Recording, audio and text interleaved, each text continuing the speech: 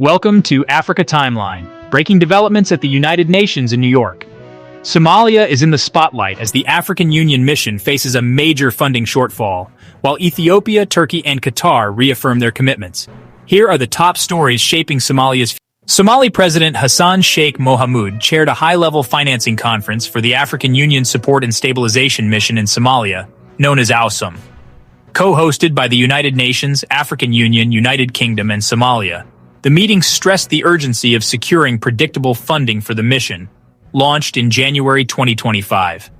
Officials warned that without sustained support, Somalia's fragile stability and security gains could be at risk, threatening aid delivery and upcoming elections.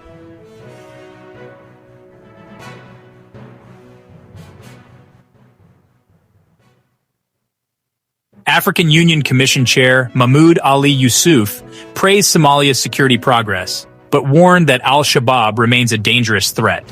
He announced that AUSSOM requires $196 million for 2025, calling on international partners to step up contributions, matching Africa's own financial sacrifices.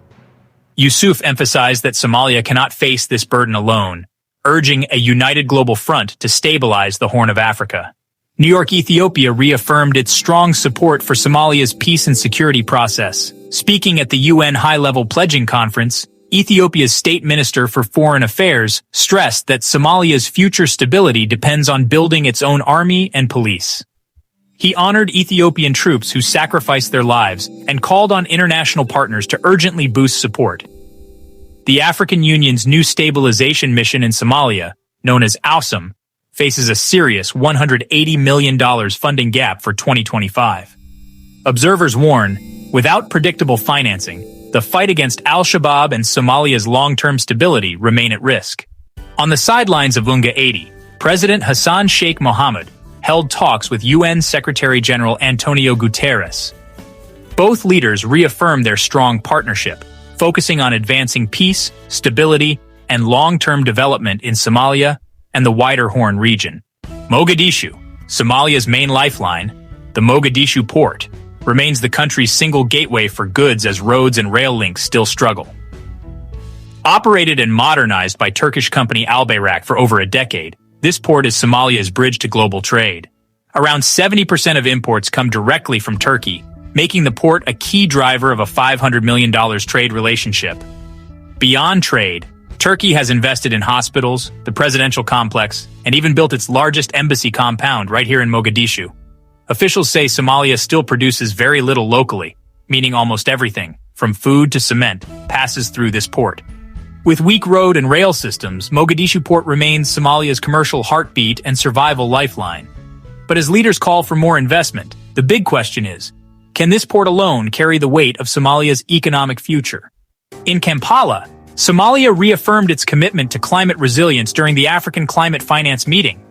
Delegates highlighted Somalia's vulnerability to floods, droughts, and rising temperatures, and appealed for stronger international partnerships to fund adaptation and resilience projects. Mogadishu, Somalia. The Prime Minister of the Federal Government of Somalia, Hamza Abdi Bare, officially inaugurated the annual district sports tournament of the Banaadir region today at Mogadishu Stadium. This year's tournament has been expanded to include the neighboring districts of Balad and Warshiq, a strategic move aimed at strengthening social integration, developing sports, and promoting lasting peace. The opening ceremony was a major public event, drawing a large and diverse crowd. Among the high-profile attendees were the governor of the Banaadir Regional Administration and mayor of Mogadishu, Dr. Hassan Mohammed Hussein Mungab, the Deputy Minister of Youth and Sports, MP Dahabo Suuso, other cabinet ministers, members of parliament, and officials from the participating districts. The presence of former Somali football legends also highlighted the cultural significance and heritage of the event. The Prime Minister's speech focused on the profound importance of sports as a tool for nation building.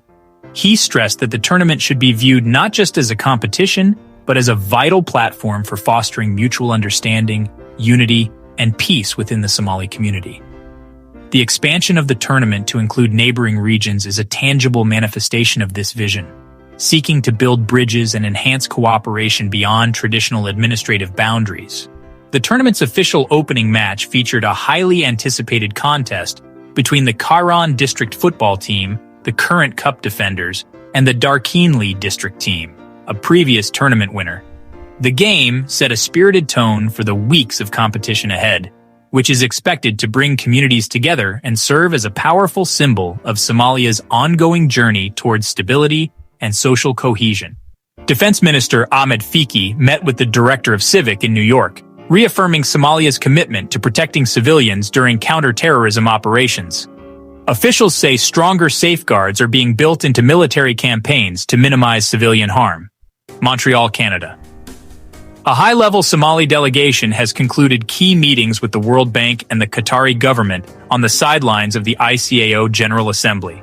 The delegation, led by State Minister of Transport and Aviation Abdikarim Abdou Haidar, focused on securing technical support and modernizing Somalia's aviation sector. The discussions with the World Bank targeted strengthening aviation laws, services, and air traffic management. Separately, a cooperation agreement with Qatar was signed to boost collaboration in air traffic control, professional training, and civil aviation development. Ahmed Mawalin Hassan, Director General of the Somali Civil Aviation Authority, said, "These meetings in Montreal demonstrate Somalia's commitment to international standards and enhancing safety, efficiency, and economic growth in our aviation sector." Somalia's active diplomacy at the UNGA reflects a broader strategy to strengthen partnerships across Africa and the Middle East. From security cooperation with Ethiopia to port investments from Turkey and aviation ties with Qatar, Mogadishu is positioning itself as a rising regional player. That wraps up Africa Timeline's breaking news report on Somalia and the Horn of Africa. Somalia faces urgent challenges, from mission funding shortfalls to climate risks, but also major opportunities through international cooperation. Stay with us for more verified updates, and don't forget to like, share, and subscribe for the latest on Somalia and Africa's regional news.